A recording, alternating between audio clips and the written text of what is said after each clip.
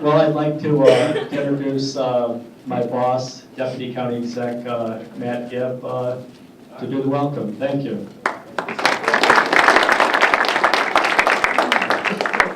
Here it comes, Brett. He's getting you back. No, that's okay. I just went online, and all of you know I'm a University of Kentucky grad, so I thought, I got 20 minutes before this starts, so I'm going to go online because Kentucky's playing in Chicago against State, and also Duke and Kansas are playing at the United Center. So I thought, well, that'd be cool. I'm going to go watch those games. Yeah, the cheapest ticket right now is like $468, and that's way up in the nosebleeders. So I won't pick on Brett. I'll share that nonsensical story with you instead. So welcome. Welcome to some new faces on it. As we always do, we do a little bit of review, right? So, but this year tonight we're going to do it different. Michelle Annual has agreed to give us a 30-minute speech on everything we've learned so far. A couple of housekeeping things. One is, this is the last Academy session. So that's good news and bad news, right? The good news is you don't have to drag yourself over here on Wednesday night and listen to us drone on and our guests drone on, but I hope you have found it engaging, at least to this point. So the good news is you don't have to drag yourself here. The bad news is you don't get to drag yourself here. So the next stages, and we'll talk about at the end of the program, are what are the next steps. Because it's okay to kind of listen and talk and use our clickers and that kind of stuff, but you have to go back to your communities now, and we have to think about, well, how we're going to implement some of these things. Some of it might be very easy for your communities, and some of it might be more challenging. And so before we finish tonight, we're going to talk about kind of next steps of where we're going, what the program is, the communities that want to be in this, that are all a little bit put out, that you got first dibs at it. They want to be interactive with your communities as well, talking about what you've learned. And so we're going to start to invite them into things as the years go on and we get through into next year.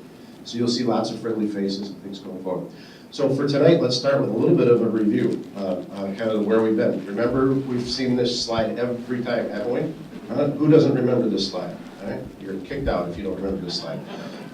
Remember, we talked about the reason we're thinking about these types of tactics, the being completely open, responsive, ready. All the things we talked about is because we're trying to fill the hole.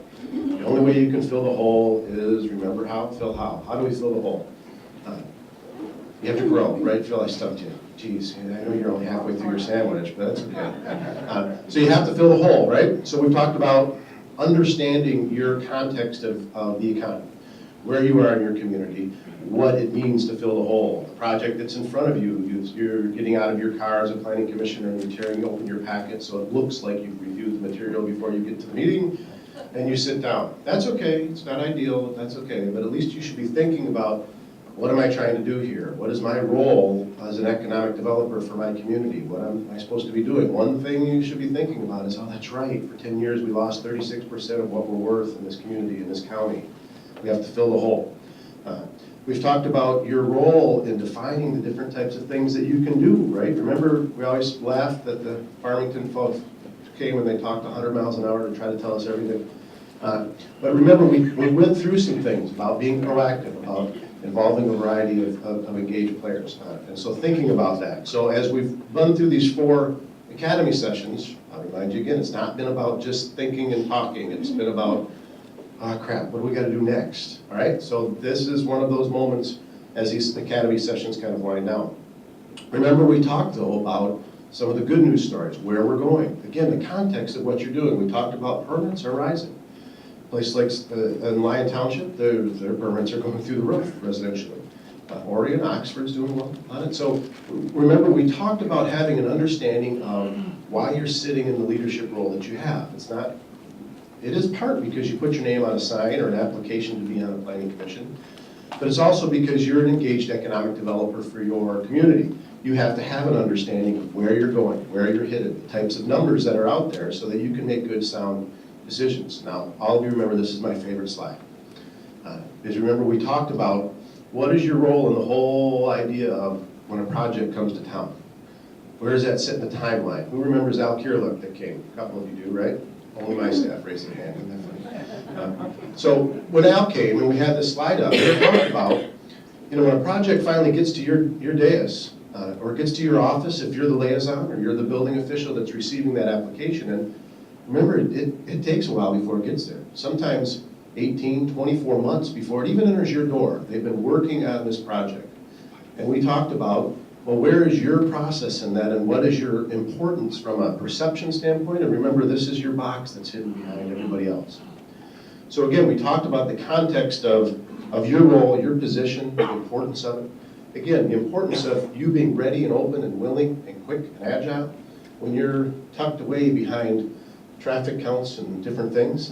It brings the context of what you're deciding from a leadership standpoint going forward. And this one, no. We talked in the last session about accessibility. So Alan Weber from our team and I were in Japan. You guys have heard this example 100 times. If a company from Japan wants to come to your community, do you make them get on a plane and fly over to your clerk's office to get the ditto paper form? Or do you have easily searchable, easily findable data on your website?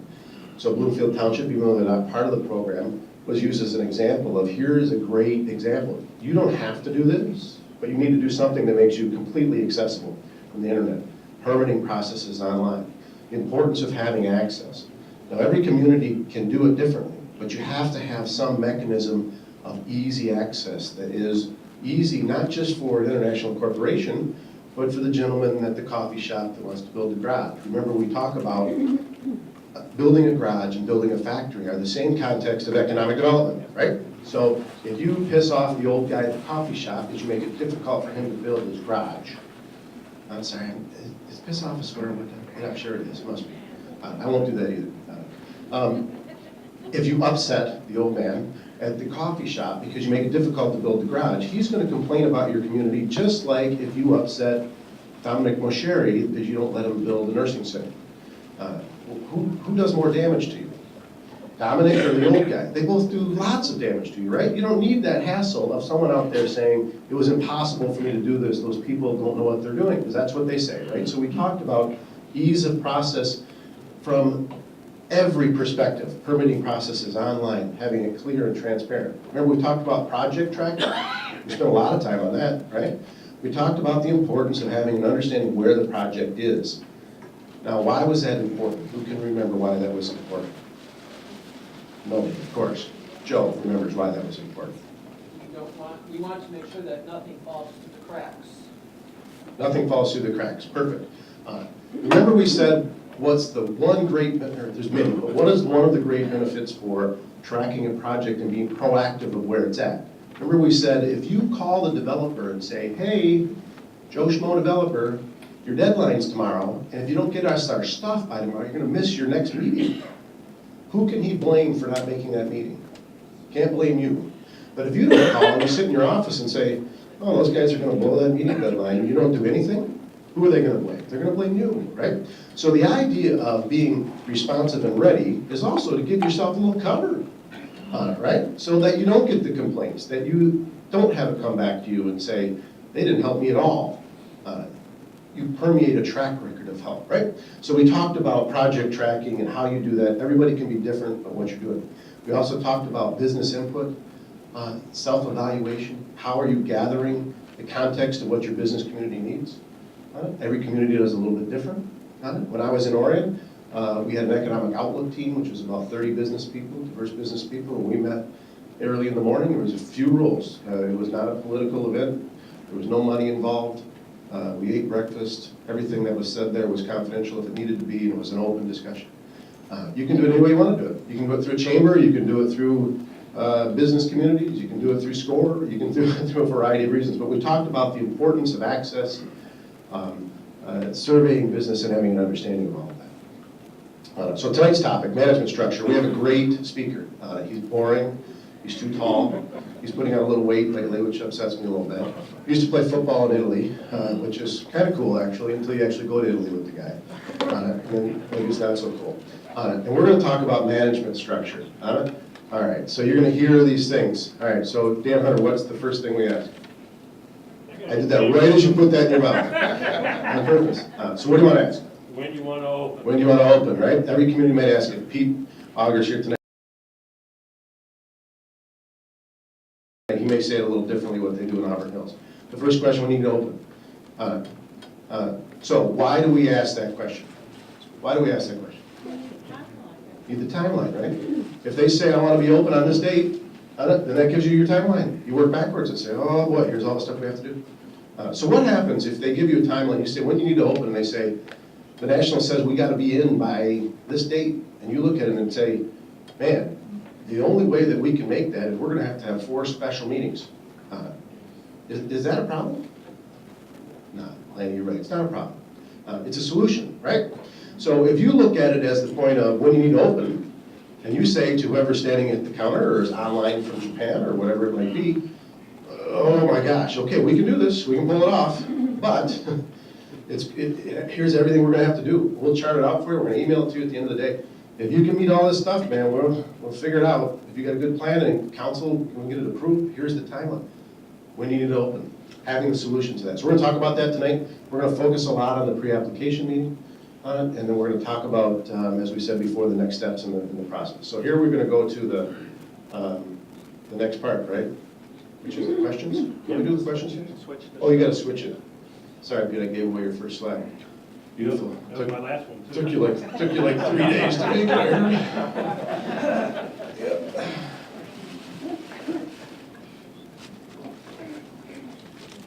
All right, so for those that haven't been here before, we have the clickers. Need some clickers? All right, make sure everybody has some clickers. What do I get the answer? That's fine. All right, so you'll stay up here and do the questions going back. So see, I'm not hollering at you tonight, right? Everybody's used to me hollering at you, you know? But you guys are so ready to go on all this stuff, but this is just quick review. This is good. I mean, the Auburn Hills folks, they haven't learned anything in 3 sessions yet, so we're going to teach them something tonight, I bet. All right, so tonight's questions are focusing towards our topic again, right? Every time we ask these questions, it's to get you thinking about what you're supposed to be learning tonight, right? Because we're all learning from each other. The purpose of the program is what? It's for us to tell you, no. The purpose of the program is to have communities share ideas on what works best for them, so that you can steal something from your neighbor and make it your own and do it in a way that really works for your community. Because you can say, wow, they do that really cool in that community. I bet you we could do it even better. And it is a little friendly competition on who can do these things the best. So it's not telling, it's learning from each other. So we'll get you in the context of it. First question, does your community hold pre-application meetings? You bet your life, no way, I have no idea if we do that. We're getting there. I bet you we're supposed to probably be in the 40s tonight for total answers. All right. I always love when it takes like 40 seconds to answer a simple question. I'm picking on you, aren't I? All right, what's our results here, Brett? All right, so everybody says you hold pre-application meetings. Who are the people that said, I have no idea? And it's okay to be embarrassed. You have no idea. Okay. We're not told if we do or not. Okay. All right, good. Joe, do you? We do. You do, all right? So, first lesson tonight, what did we talk about? I think it was in the first session. And we called out some people. I remember Gary's here, Gary Wall's here. I think we picked on Gary a little bit. Didn't we talk about having a top to bottom integration so everybody's on the same page, right? We talked about the importance of the staff people knowing what the direction from the top is, and the top empowering the staff people to make decisions on their behalf, because everybody was kind of in lockstep, at least on the process and the idea of it. So I'm not picking on you, but this is an example of, all right, shoot, when we get through this program, it's a good thing we called it out. Get through this program. Let's go to our basics. Make sure everybody knows it. It's okay. Call a meeting. You know, have a cup of coffee. All right. So next question: have you personally ever participated in a pre-application meeting? Have you ever personally participated? There's no way I'm doing that. I'm not showing up. No way. Or you have? It's one or two. It's either yes or that just means no. There's no way I'm doing that. It's a funny way of saying no. You either have been there and you sat in those meetings, or you haven't sat in those meetings. All right? It's not a trick question. All right, let's see the response here. All right, so quite a few of you have. 60% have been there, 40% haven't. By show of hands, who has not sat in a pre-app meeting? By the same show of hands, who would sit in a pre-app meeting if they were invited? right? Same hands, right? So Pete's going to talk a little bit about the importance of who comes to those meetings, why it's important that you understand what happens there. I'll remind you before he talks, and he and I think in lockstep on it, the reason it's important that you understand both the attendance, but more importantly, the work that's happening at the pre-app meeting. As you as a planning commissioner, a council member, or a board member in your township, when you're making the final decision, you should have an expectation of the work that's happening in the pre-application meeting.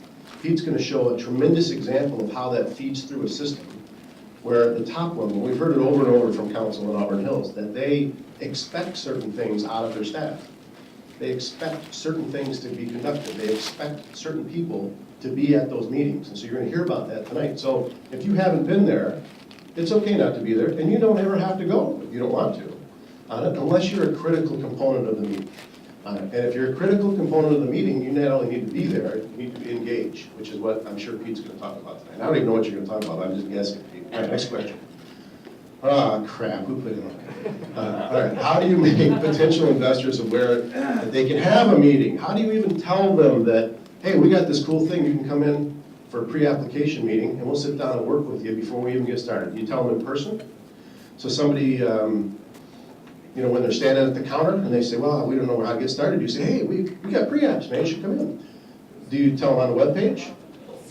Do you have the little flyers in your lobby where they can pull off a coupon or a phone number, call here for a pre-app on it? Or do you do all that kind of stuff or other stuff? Which one is it? How do people know that they can even walk into your office and have the pre-app? Because everybody has them, according to the first questions. So how do they find out? These are the types of questions, Brett, that do get slower responses because it's like, what do we do? All right, we do all of that stuff for the most part, but only half of you answered that. So 28%, which is probably a good 7 or 8 of you in this crowd, said in person. So who's the one ones that said in person? So Pontiac. Now I imagine that's because of your restriction, because you don't have a capacity with both people and resources and all of that because the situation, right? Actually, no, we never thought of advertising it on our webpage or putting it down in writing. Anytime a developer comes in, we'll indicate, well, we'll set up a meeting to go over the details with you before you actually submit. Perfect answer. The Downtown Business Association has an event guide.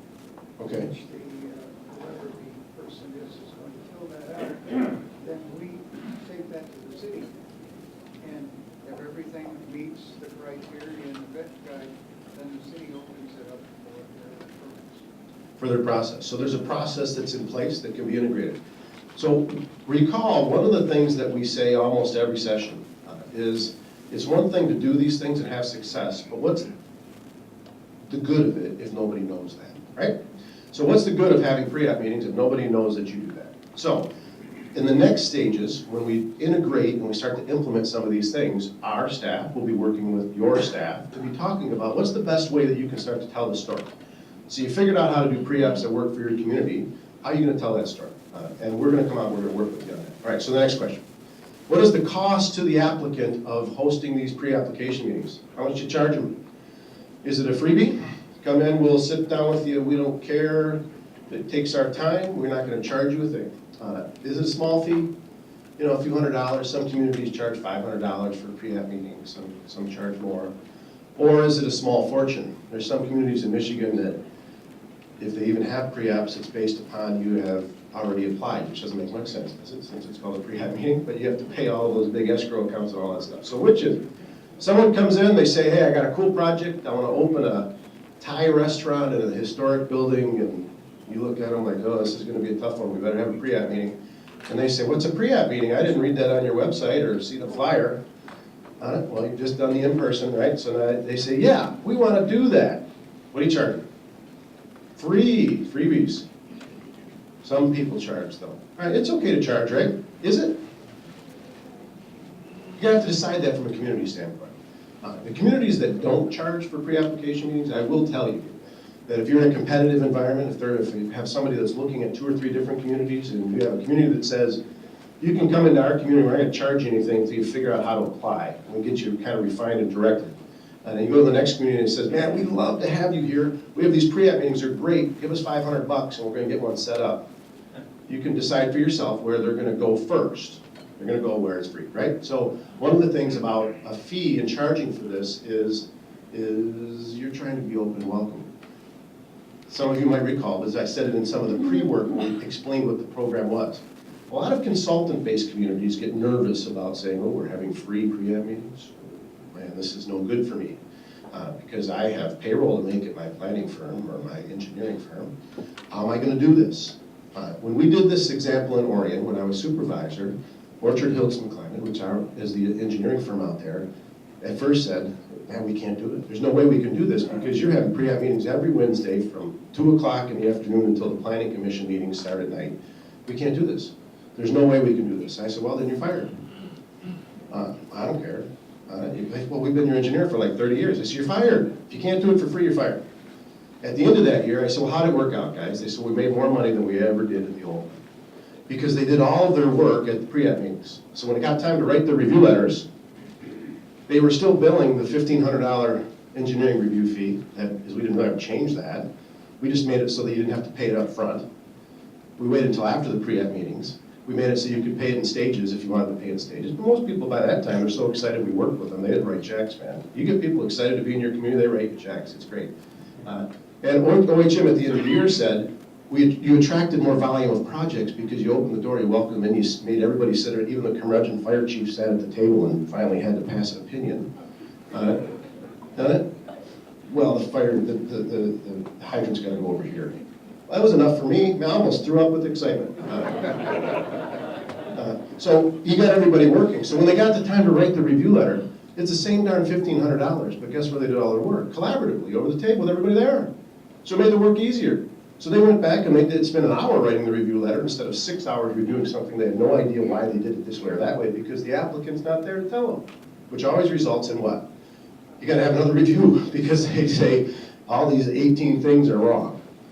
You can narrow it down so there's maybe 3 or 4 things are wrong, but the applicant knows that that's coming.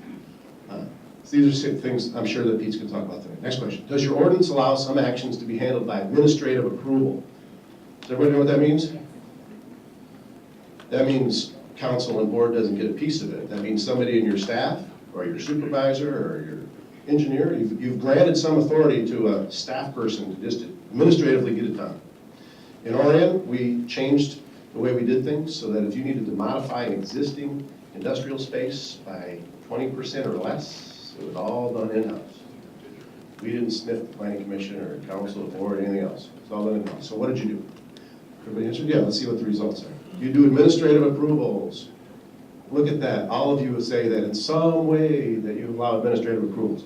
This is an area that in One Stop Ready, if you're very proactive in the way that you look about readiness in your community, this is an area where you can examine how you do things to say what's really important to us. Does that really have to go to, is that a bear shitting in the woods? Sorry, I just noticed that. Oh, I swear I did too, Garth. Yeah. Oh, sorry. No, I didn't do that. Did you actually put that on that? Ryan. Oh, my God. Way to go. I didn't even realize it. So this is an area, the administrative approval. It makes everybody happy. You know why it makes everybody happy? Because if you want to get an administrative review, you can have it. They still have to submit plans. They still have to do engineering work. They still have to do all that stuff. Your consultants still love it. Your in-house engineers, if all of your staff is housed, they all like it because they get to do work, make money, and everybody likes it. The applicant likes it because they can say, oh, if I just do this and this and this, I just come in and you help me and I get my permit, and I don't have to spend 45 days waiting for the planning commission. They love it. Everybody loves it. You know who loves it most of all? Your assessor loves it.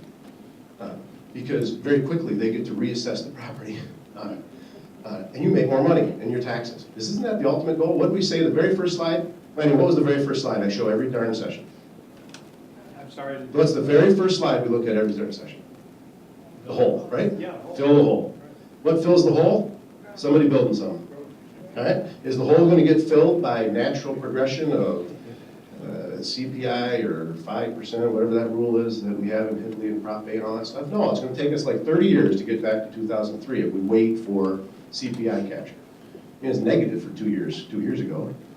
So we're losing money on CPI. Oh, they're telling me 1 minute. I'm almost there, don't worry. It's my last night with these guys, come on. So administrative approvals are a great way to move forward. All right, is your staff empowered to make decisions?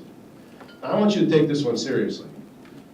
If you don't know what staff, if you don't know if they're empowered, then answer number 3, okay? Not that your staff is absent, right?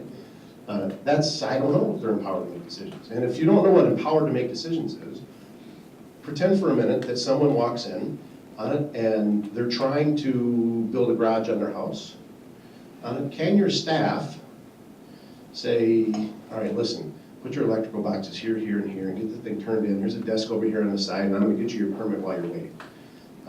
Can your staff make those types of decisions? Can your staff make the decision in the field to be able to say, darn it, guys, you're gonna have to do this, mark it up, get it done today, but come back later with the plan. Those types of decisions are answers. Yes, everybody says yes. A couple people said, you kidding me? And a couple people probably said, I don't know if they're empowered. So who said I don't know if they're empowered?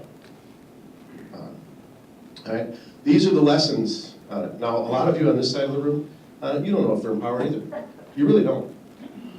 If you work daily with the staff, then you do. But on the basis of everything, you don't know if they're empowered or not, because you have to have a constant understanding from your staff that they're actually proactively solving problems. Remember the story of the complaint I had for Brooks when he offered me this job? I said, somebody in the staff here at the county actually said, Mr. Gibb, we're not in the business of making solutions for people. I said, well, if you worked for me, you'd be fired. And then Brooks offered me the job like a week later. But I couldn't fire the guy, but I don't remember who it was now. But that's the intent of it. Is your staff empowered to make decisions? But more importantly, are they? That's the key to it. So Gary, do you know? You think you do, but it's a constant diligence, right? All right, we have any more questions? All right, so I want to introduce our speaker for tonight. The context of the pre-app process and the management structure. It's the top-down, it's the do you know everything that's going on. You don't need to be the witch that flies around the land purveying everything, right? You don't need to be that person, but you have to have an understanding of it. So Pete has been the city manager in Auburn Hills for how many years now, Pete?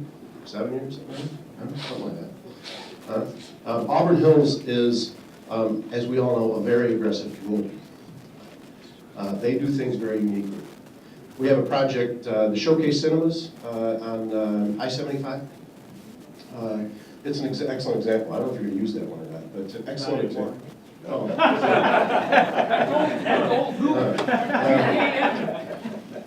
But it's an excellent example of having a fundamental understanding of how to get something done. So you had an obsolete property, you had to get torn out. You had immediate time concerns. There was disconnects that had to happen with the utilities. Auburn Hills knew who to call, they knew who to leverage. They got me involved because we knew it had to go to Lansing to go directly to the consumers, lobbyist people at Lansing to do the back. We worked the system, right? We worked the system, make it all happen. In the meantime, they're holding meetings like in the dark of night and in the mornings and all these different things because the investor in their community, remember the ones that, who do we love most in our community? The check writers, right? We love the check writers. Make them happy, right? Keep them happy. They're good. Those people are good. Write checks in your community. Keep those people happy. You need to meet on a Saturday, meet on a Saturday. That project is an excellent example of what One Stop Grid is all about on the whole thing, right? So Pete does that every day. We used to meet for beers, and now he doesn't invite me anymore. Went to Italy. He's a rock star when he travels on international stuff. He's a great all-around guy. He did used to play football in Italy. So Pete, share your thoughts with us. Thanks, man. I didn't know we were going to be allowed to swear tonight. I would have written a better script. But Matt, you know, I see you guys laugh politely at some of his jokes.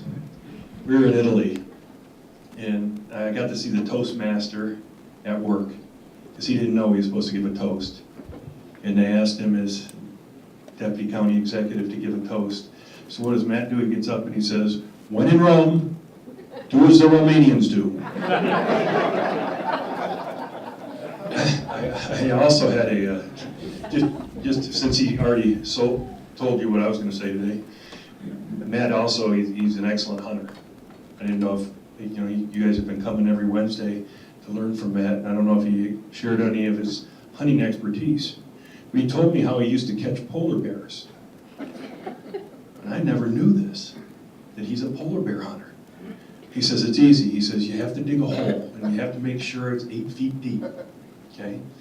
And you have to make sure that it's 20 feet across, okay? Then you fill that with ashes, that hole, you fill it with ashes, and you take peas, and you stick them around the outside of this hole. Then when the polar bear comes up to take a pee, you kick him in the ash hole. I'll let that settle in. It's a good thing I don't do that for a living.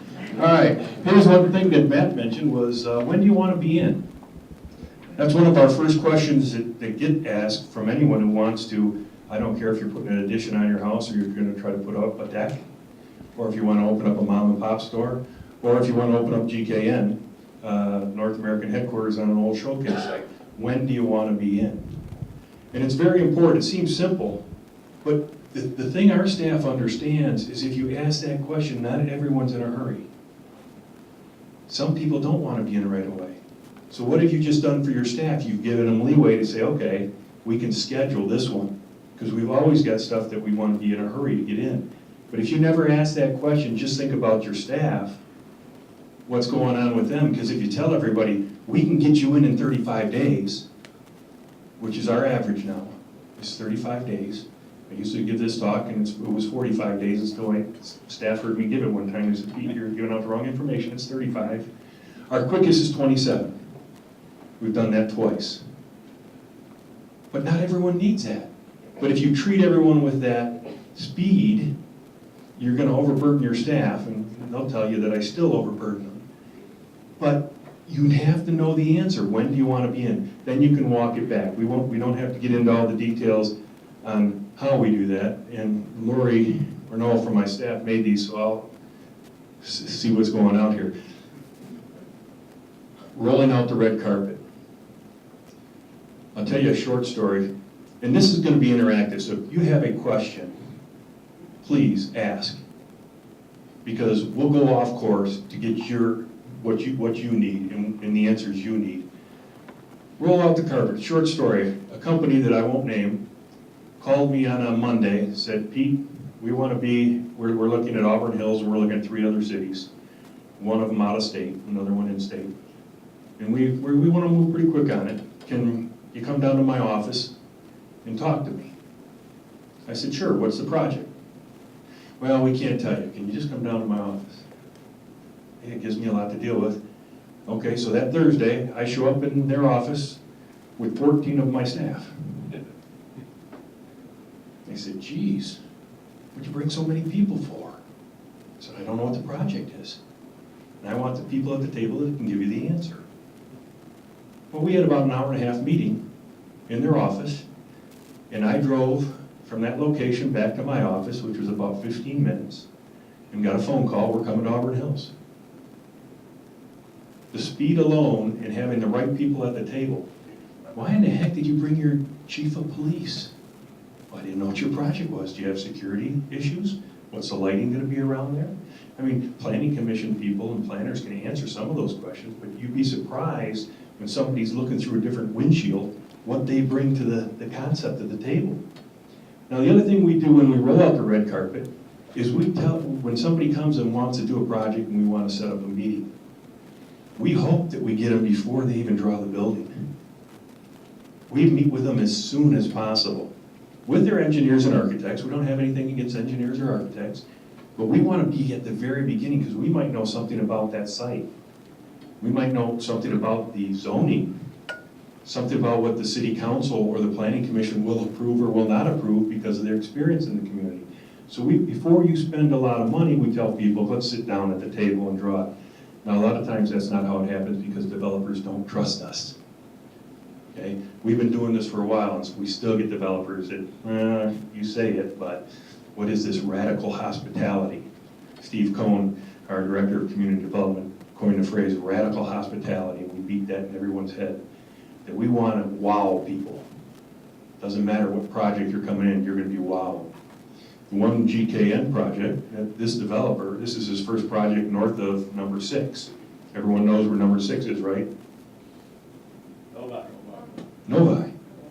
That's a 6th station on the train stop from the city of Detroit. So it's not Roman numeral number 6. N-O-V-I is 6.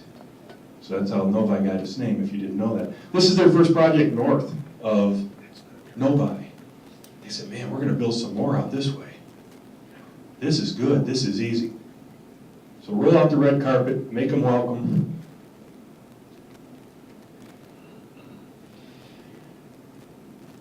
Research the company. Know what their business is, know what they want to do, know if they're going to fit into your company. We do go to other communities, so if your community is interested, we'll send staff to help you. We're in competition for a lot of businesses, but we're not the enemy. We're a region. We all have to grow, and we're all different. One of the things I want to reassure each and every one of you, we're pretty proud of what we do, and we think we got a good track record. Don't try to out Auburn Hills, Auburn Hills. Okay, we each add value. So know what your value is in your community. If you have a small town atmosphere, you're not going to go after 7 million square feet of Chrysler. You can't fit it in your neighborhood. If it doesn't fit, don't go after it. Don't be something you're not. Know what you're good at and sell that. Now, if somebody comes to you and says, we want to put in X, Y, and Z, and you know X, Y, and Z is not going to fit in your community, reach out to one of your other communities. One of the other partners that you've gone through here with. Say, we've got a project that doesn't fit. Because sometimes, when those projects don't land in your community, they won't land in our state. One of our projects that we land, Doka Fasteners, from Norway, our first Norwegian company, came in, and one of their comments was, you were the only community that worked with the county and the state. So the city, the county, and the state were all in at the same meetings. You're the only one that did that. The other states they work with didn't do that. Nobody did that. Just that little thing right there made a big enough difference that they wanted to be in Auburn Hills. What we do when we recruit, we don't recruit locally. We won't come into your communities recruiting your companies. I know people get upset. Company moves from Sterling Heights to Auburn Hills or Novi or Farmington Hills. We won't recruit them. But when they come in, here's a classic example of U.S. Faraday, University and I-75. They came to us and they said, we want to be in Auburn Hills, or we'll go to Tennessee. Well, what should we do? Of course, we're going to ensure that they stay in Michigan. That's our goal. When we recruit nationally and internationally, we sell the whole region. Our first goal is to sell Michigan. Then we try to get them in southeastern Michigan. Then we try to get them in Auburn Hills. We know we can't fit them all in Auburn Hills. We're only 17.5 square miles. We still got room to grow, but we can't fit them all there. So we have to sell the region. We have to work together. Okay, this is what Matt was hitting on a lot. Key players. Invite the key players to the table. When we went to that one company, usually it's about 12 people. Sometimes it's up to 14. But it's everyone that has anything to say about a project should be at that stakeholder meeting from your team. From their team, they should have their architects, engineers, any type of planning or executive that is allowed to make decisions. One of the worst things to do is have them come in and they don't have a decision maker at the table either. You can have all the decision makers. I usually kick off these meetings. Some meetings, because of my schedule, I can't stay for the whole meeting. But I want those people who are going to invest in our community to know we care. Everyone on our team does economic development. Hopefully when you get pulled over by an Auburn Hills police officer and you ask them who does economic development in Auburn Hills, my goal is before they put me in the pine box that every one of our police officers would say, we all do. And thank you for the support if they did pull you over. We bring police officers, firefighters. One community we went to, and we went to one community that was looking to improve their economic development. And actually Steve Cohn and I drove down there, and he said, boss, why are we doing this? why are we gonna tell them what the secret sauce is? You know, this was a larger community and we compete for some of the businesses that are coming in. I said, Steve, it's 2 reasons. One, we need them to grow, because this community had a lot of vacancies. And they were holding our price points down, because we're filling up, but the price isn't there yet for those taxable values, so we need them to grow. The second reason, Steve, is if we tell them, you can't get lazy. You've got to keep creating new ways to get these people in there. He called me a few choice names, but we still went down there and talked to them. And they said, oh yeah, we do that, we do that, we do that. Now Matt just said a derogatory thing about a fire chief. And in this community, they said, we do all this customer service, we do good stuff. Then how come it takes you 6 months to get somebody in? Oh, the fire department. They take a long time to review plans. Well, see, that comes from the top. They're allowed to take a long time to review plans. They have the same knowledge that every other department, that your engineers, that your planners, that your building inspector, your building officials, they all know their expertise. They can sit down at a table and go over a set of plans. So can your fire department, if you demand that of them. But sometimes we keep some people sacrosanct and say, oh, that's a specialty. It's a fire department. No, it's pretty simple. We've been doing this for quite a while. So, When you first started this, did you attend every meeting? You personally? And to the best you could, right? yeah. All right. So why did you want to do that as a leader in your community? Well, it's twofold. The first one was, I wanted our staff to know how important what they were doing it was. Because if everyone doesn't buy into the program, it's not going to work. What we do with our speed and tenacity, because then other people also, you know, it gets back to the office, who's at the meeting. So it's important in my mind for the CEO, the top executive, to be in that meeting, at least to do the introductions, to kick it off, to start going, and to welcome that company, because a lot of these companies are impressed that the top official in the city is at their meeting at the introduction level, welcoming to the city. So of the communities, back to the questions, of the communities that said we hold pre-app meetings, do those meetings include the top leadership official from your community? Lanny, you're shaking your head yes? Gary? Yes. You go to all those meetings? Yes. All right, don't lie to me, I know where you live. Wixom, Tony?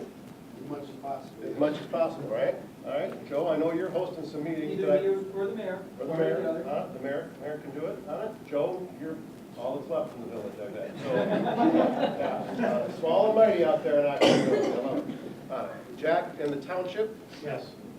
So Yes. Bill comes to the meetings? Yes. And the deputy, yeah. And the deputy, all right.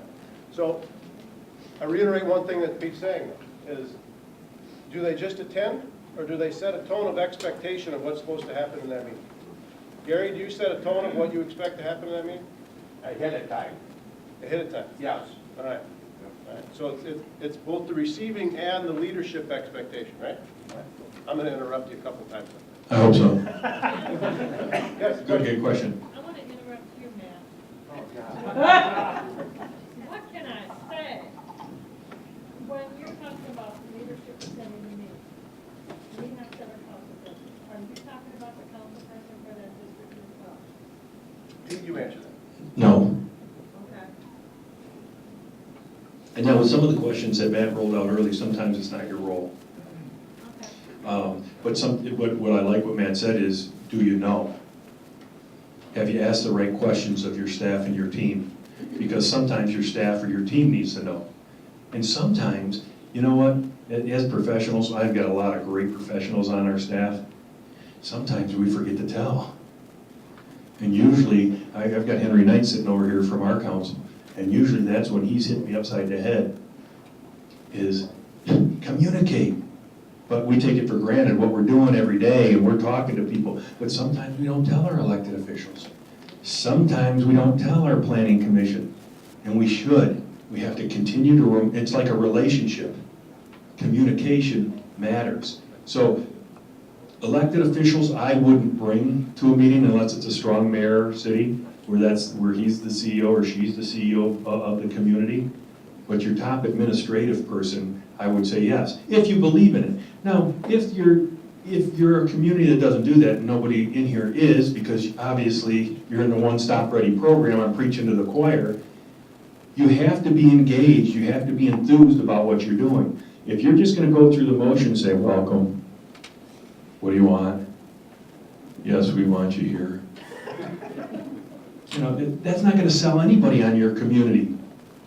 But, I mean, you talk to my staff, I try to get a little bit jazzed up about, I don't care the size of the company, from very large companies, North American headquarters or world headquarters, I get excited about them, but even the small ones, you get excited about because they're all important.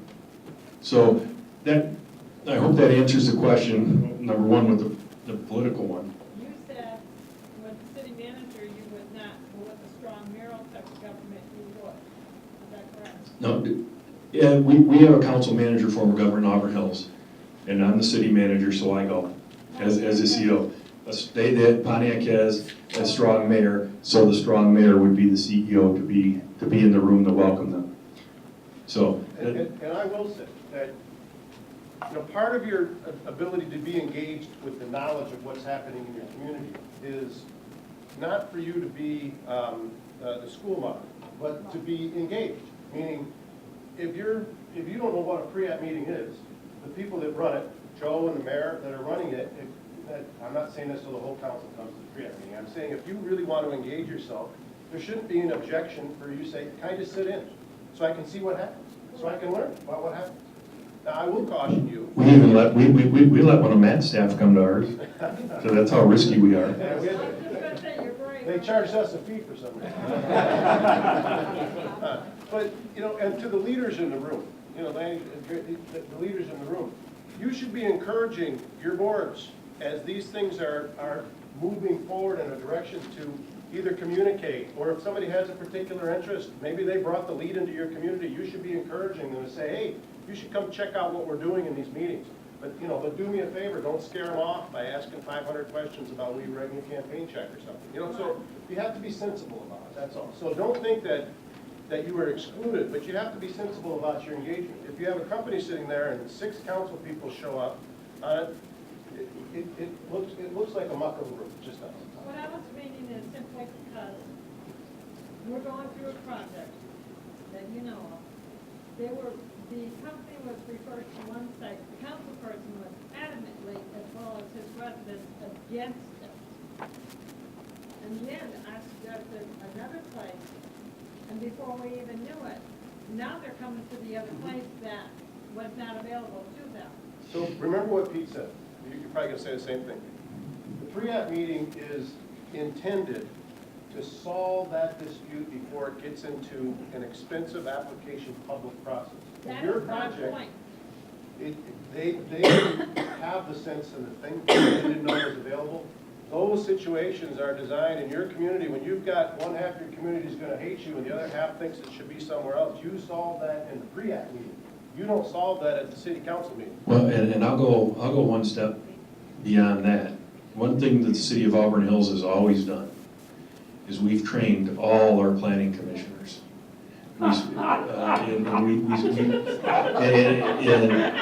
don't mean that as we've trained them as puppets, but we give them professional training, send them to state training. Our planning staff works with them all the time. So I should say they are very educated. They know their job responsibilities, what they're allowed to do, what they're not allowed to do. I mean, they don't say if you have a Rite Aid on this side of the street and a CVS wants to come in this side, we don't think that's good planning to put a CVS and a Rite Aid next to each other, so we're not going to allow it. They know that if it's zoned it, and if they follow all the rules and regulations that the community set out, it's a go. I will tell you, we had a mega church, it didn't get built, but it was close. A mega church came, and they wanted some fancy, modern, outside design, and I sat in on the meeting, and the planning staff said, yeah, you can do that, but the planning commission or city council will not I mean, you might get it voted in, but you're not gonna get a lot of warm fuzzies. So, you know, that parking thing that you, that little variance you want because you can't fit your 3 slots short or whatever, you're probably not gonna get a favorable look that way if you do that. Well, they came to the public meeting and they went to get approved and they came up and they had the fancy siding on the front of it and there was, well, you know, and then they brought out another slide, another drawing, and it had a softer, muted look to the front. We like that one. So just giving the developer the choice and letting them know where those curveballs are gonna come is a big, big difference. But it gets back to the communication on the planning commission and training them in a good way, not as puppets or anything like that, but as an educated planning commission that knows what their role is. And that goes for your city council too. I mean, and that's tough because there is no prerequisite to become on council. You don't have to be development friendly. You don't have to be business friendly. So how do you communicate amongst yourself as council or elected officials is a big thing too. But if you don't want to grow, you're going to have issues. Let's take it to the other extreme. In every one of our communities, there is some development, I'll throw out an example, a jail, that probably no one would want to see in their community. It may not even be allowed in the zoning ordinance, it may not be allowed in the master plan. I mean, it is clearly something that the community does not desire. We send them to Pontiac. I'm just kidding, I'm just kidding. But where I'm going with this is, in cases such as this, do we even go through, and I'm going to say the dog and the pony show, knowing full well that the answer is going to be no, or can we tell them up front, once we know what the project is, that in reality, this is not going to be able to be approved within the city? There isn't going to be the support. There's several things you can do, but we're always right up front with them. And now, will we stop them from coming through? No. No, I mean. But we'll say, you know, we've got 3 council members that live right next to that site you're developing, and they're gonna get a vote on this. The other thing we did is, you know, there's controversial projects, and sometimes just being honest and open front. I have one that we rolled out the red carpet, we did everything we're talking about here, and it was actually a tire recycling center. Don't worry, Henry, I never got to council. But it was actually a really neat concept, but it was bringing tires in from around the country and creating them into fuel. Okay? We only had one spot that it would work in the city, and that's the spot they wanted to put it. But since we were honest and upfront, said, this is gonna have some issues, make sure you do all your homework beforehand, and we walked them through the whole process, and we did our research, he did his research, and found out there were some soil borings that would support what he wanted to put on the property. But he didn't go away mad. He didn't go away angry, he didn't go away, actually, we got a referral business from another business guy from him because of the way we treated him. So sometimes you don't even have, we told him where all the curveballs were gonna come from. We told him the negative aspects of doing that in the community. But if it's a business and it's zoned that way, You don't have a choice, you have the right to apply. right. But if it's not zoned that way, it's not in the master plan, it's clearly controversial that no one is going to be wanting it if they had. I would always recommend be upfront, be honest, as soon as possible, but be professional in the way you deal with it too, and explain because of X, Y, and Z. It's not gonna work, or you're gonna have to go through a variance process, which is a public process, and you're still not gonna get it, and you have to pay us more money to do that. So contextually too. So if you have a project that comes in, don't gut reaction something. I think this is what Pete's saying. Just don't gut reaction. It's very easy for us to do that. So we had a project in Orion Township, which was a CVS, that the initial gut reaction was the Rolling Meadows sub is they're gonna come out with pitchforks on this. We knew that. We told them this is gonna be a public fight because they don't want that intersection developed on it. And it wasn't zoned for the CVS, but it was in a place that was on the end cap of the Gingellville area, if you're familiar with Baldwin Road in Orion. That's intended to be kind of a commercial area. So we knew, our gut check was, oh, this is gonna be a nightmare. And it wasn't zoned, and it wasn't part of the master plan, but remember the context of everything. This was in 2009. GM just said they're closing. I mean, this was 2009. We looked at it in the first context. That was the beginning of the whole, like, the hole's gonna get awful darn deep, and we could certainly use those jobs. that tax- CVS was gonna become his largest employer. Yeah. So whenever something comes in, take the time to determine the applicability of whether calling the team together is appropriate. Maybe it's something that on gut check, you can have a smaller heart-to-heart meeting with these people, vet it out first. Remember, if you gut check and say no right away, that person walks away frustrated and tells 10 other people, those people aren't ready for anything. So, You know, that we, in fact, you know, kind of, I'll make a comment here, as chairman of the planning commission. We had an awkward situation which Mary's brought up. We had Rizzo Environmental Services, which, to my way of knowing, Oakland County Economic Development brought it to Pontiac to repurpose a major industrial site, which was Fiero, the former Fisher Bodies. Unbeknownst to us, somehow, they got transferred from there to Kenner Road landfill. I guess maybe the executive staff thought perhaps that was a better spot. The planning commission met for 2 hours on one night. We held a special meeting another night for 4 hours. So 6 hours, 30 man hours, and we voted 5-0. No, the landfill has been vacant, inoperable for 30 years, been reclaimed by nature since 1972. There's a better, and now it's a gateway to Pontiac and Waterford, plus it's a gateway to Hawthorne Park. And now we have to rezone it heavy industrial to satisfy a waste transfer station. Excuse me, we'd love to have a waste transfer station. We've got zillions of acres of former industrial sites to take advantage of. But all of a sudden, we're down on a gateway to Pontiac putting in a waste transfer station. Well, now we know by the news that and one of the things that came up in the special meeting is that the spokesman for the petitioner said, no, I asked the question, why are you at Kenner Road landfill as opposed to the Fiero site? He said, well, I don't know. He said, frankly, we prefer the Fiero site. So my fellow commissioners and I look at each other and we're saying, well, why are we even dealing with this? Well, anyhow, so, I mean, I think that I wasn't going to bring that up, but it has come up.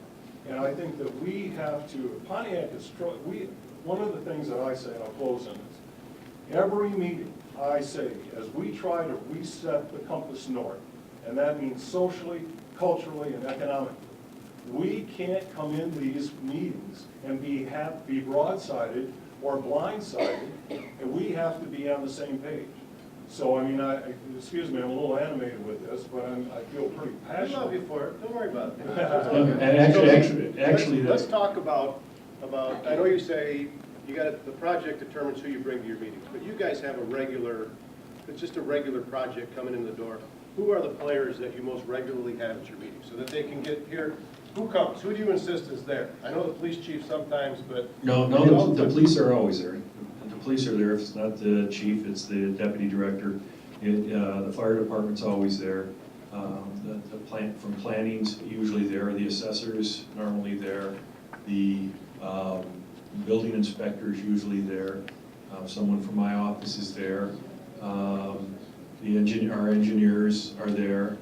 Who am I missing, Lori? Utilities. DPW's there, yep, for water, sewer, roads. And it depends on the project. Sometimes we've even brought in the state. Right, we bring in the DEQ if needed. Depends on what the project is and who needs to be at the table. But those are the bulk of it, the people that can make decisions. And the other thing you have to do, and I think it's important, and when I exercise leadership, is on our staff, I do something really radical, is I allow people to make decisions.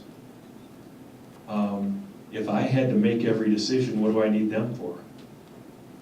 And there's no way one person can have all the expertise in all those different divisions. It doesn't rest in one person. So when the fire chief sits in the meeting and says, all you need to do is you need to move this hydrant over here, or what kind of suppression system are you going to put in there, are you going to be storing anything inside, et cetera, he can make that decision right then and there. The guy from the DPW can tell you how much water you're going to need, what size pipes you're going to need to fill that, where the sewage is on there. Because the other thing that's important is you can't do this all the time, because sometimes, like the one that I explained, we didn't even know what the project was. But a lot of times, you're gonna know what the project is anyway. Even if it's confidential, this is what the project is, so you get it out to your staff, this is what the project is. So the staff can do their homework and come prepared to make decisions. A lot of times, out of those first meetings, we know if the plan's gonna work or not, right then and there. Our goal is to do it in one planning commission meeting. And I would say probably 97% of them, 96.5, probably more. Multiple meetings if you have to? If we have to, but normally you don't have to. Once you get into this and but you have to have everyone on the same page. Your planning commission has to know what's going on, your city council has to know what's going on, and your staff has to be on that same page too. Because you don't want to be T-boned in the intersection. And even in these hard times, you don't want to become a lady of the night and just take whoever's coming in and they're gonna build it, because that's bad planning. But normally, there is a place that everyone can fit. And if not, work with your neighbors to get them. Yes, I see a question over here. What do you do when you've done all the things that you just said, that should be done, and handle your business? And you bring it back, and, you know, everything looks positive, and you have two people maybe out of the community that is misinformed, and they're way out in La La Land, and they come to the regular council meetings, which is public, and put all these non-factual things out there, and then they go get petitions for people to sign against the project that you are working hard to try to bring into your, so what do you think correct for? The question was, what do you do when you do everything right and you get to the public meeting? You keep talking, I'm going to be your assistant. There's motion to click the slide. When you do everything right and you get them to the meeting and you get the cave people, right? Citizens against virtually everything. You get some cave people come to your meeting and say, don't do this, we're gonna run people against you, we're gonna run you out of town, I'm gonna tear up your election signs, I'm gonna call you nasty names. Sometimes, and I hate to be the bearer of bad news, and we're fortunate in Auburn Hills, we don't have a lot of that, but every community has some of it, is, in my mind, and maybe it's why I don't run for public office, you have to exercise leadership and do what's right for your community. And that might mean you get recalled.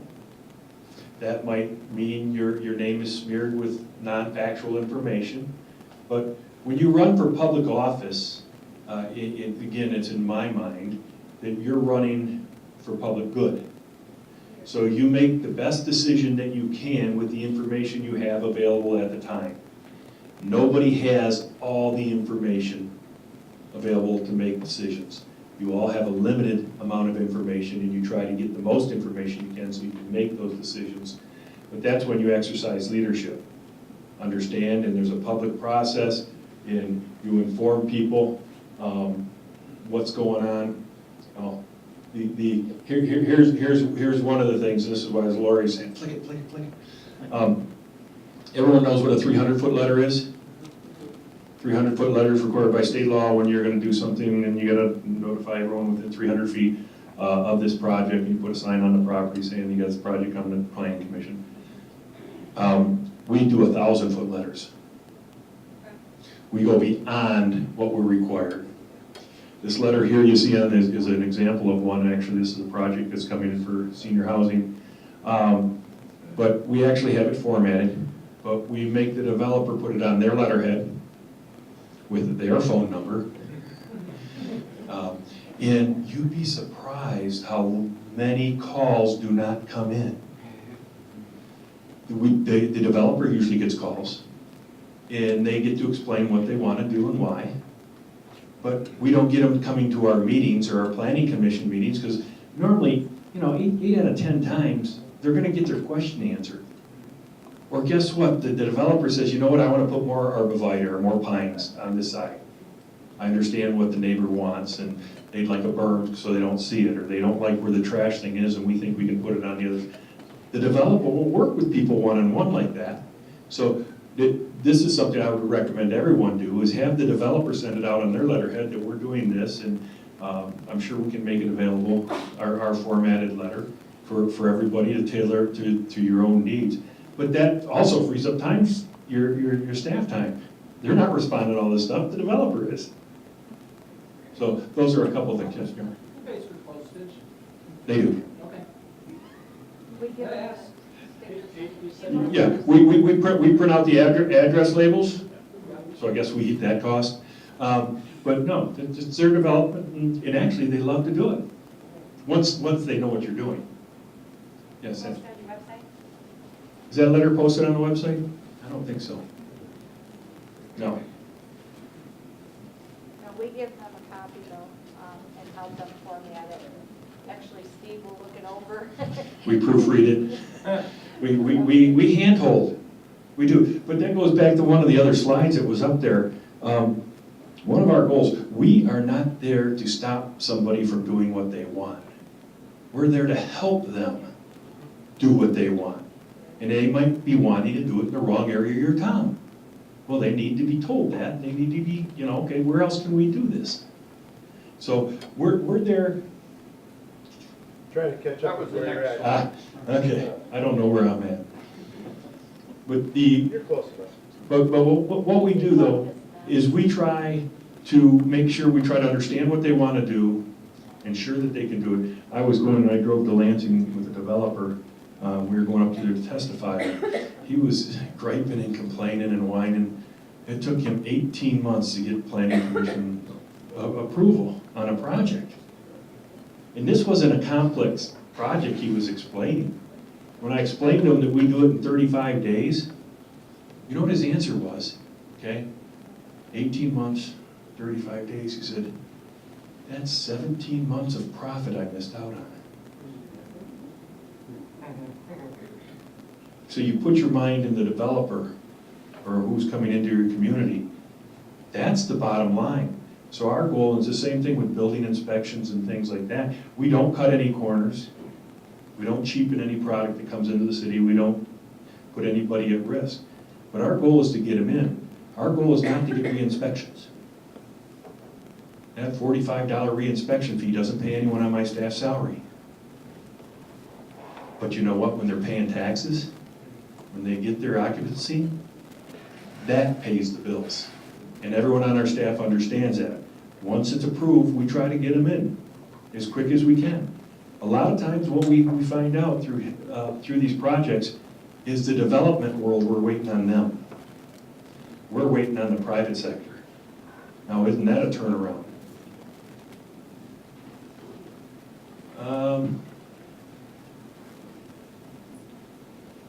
Now we take all the guesswork out. I think I've already hit on that. We explain everything there is to know and where the hoops are and where the jumps are, and sometimes they want to do it anyway. That you're gonna have some issues here. Or we're gonna continue. Not to pick on fire departments, because sometimes fire departments are the ones that get picked on. Is, let's say in their initial drawings there's an issue, and the fire marshal or the fire chief, whoever's sitting in their meeting says, you know, I don't know if this is quite kosher. I don't know if this is gonna work for what you want to do. Make sure your fire department gets back to the developer after they go back to their office and look it up. Don't just make up an answer there, then and there. And that's the other reason we like to bring everyone to the table, because we hand out business cards. They think we get paid by how many business cards we hand out. Everyone has a business card to who they need to contact, and vice versa. So our staff, you know, my phone is on 24 hours a day. Okay, it's part of the job. And even when I go to bed, it's plugged in, it's right next to my, right on my nightstand. And I can tell you how many times I've been woken up in the middle of the night because Lori Renal is responding to somebody's email, that they email her, you know, they're working on a project and it's 10:30, 11 o'clock at night, and they shoot an email off to Lori at the city, thinking it's gonna be in there, answered the next day, and 15 minutes later, an email's going back the other way, because she's answering their question. So, just as the bad news travels fast, you know what good news does? Some of our best salespeople are the businesses that have moved into our community because of a response like that. Lori getting right back in the middle of the night. Somebody following up, when we say we follow up within 24 hours. Even if we don't have the answer, we're still looking. Then you're engaged, and they know they're wanted in the community. Here's GKN, speaking of what Matt's saying. This was one where we actually brought the state into the project. And Matt did a really great job on this one. I usually don't brag about Matt, but there's a lot of tricky things on this, and by having the right people in the room at the right time, we were able to make the connections. Now, MDOT wasn't there, the Road Commission wasn't there. And actually Matt helped us with the Road Commission too, because that's one of the things, they don't even understand how important they are. In the Road Commission for Oakland County is a separate entity than the county, but they don't understand their role sometimes in economic development because of traffic patterns. Or this one empties out on Updike Road, which is a county road. And we were thinking we might have to change and do another curb cut. Well, we needed the county at the table, and they didn't show up. So of course, we knew Matt's doing this one-stop ready, give Matt a call and say, Matt, we can't get an answer from the Road Commission. Well, Matt used his power from the county to get with the Road Commission, and we got an answer real quick. It's having the right people at the table or the connections and know who to answer to leverage it. So, Tony, what's this an example of? And what we've learned so far of how we're doing this process? Put you on the spot now. Who in your community would make that phone call? Who should? Gary? Gary, are you the liaison for Waterford? Yeah. You are? All right, so Gary would make the phone call. Who else is a liaison in this program? Joe? So Joe, you know to call, right? Actually, I have our city engineer make the calls because he has the personal relationship with the bodies. So in that instance, Pete knew, I gotta get on the phone with Gibb because Gibb's gotta help with the road commission because we can make a higher level call. Now, does it always work that way, Pete? No, it didn't. It worked that way because they needed an answer like the day before he called them. So he knew he had to escalate it to a higher level. So our staff has liaisons that are assigned to your communities. In those instances, the process of having a liaison isn't necessarily to know the answer. It's to have enough common sense to be able to say, I think I might know who can get the answer to this. Or who has good pictures. Or who has pictures. But usually it is one person removed. And it's just making the phone call, hey, I have an issue. You know what the other thing that did is, Road Commission for Oakland County every other year gets around to all the communities to just say, this is the pulse, are we doing everything you want us to do, and et cetera. Well, we just had ours a couple months ago. And one of the things they brought up is, when should we be at these meetings? Which was a really neat thing, that they didn't apologize, and they didn't need to, it was on quick notes, but they knew now their value in economic development. A lot of people don't realize what piece they play in economic development. When I say we push through our whole department, our whole city that does economic development, it's just not the planning commission and the city council, those are key members, but it's also the police officers, it's your residents. Because when you're sitting at the Coney, are you complaining about the city council? Are you complaining about the planning commission? Are you complaining about everything you can complain about? You don't know who's sitting in the next booth.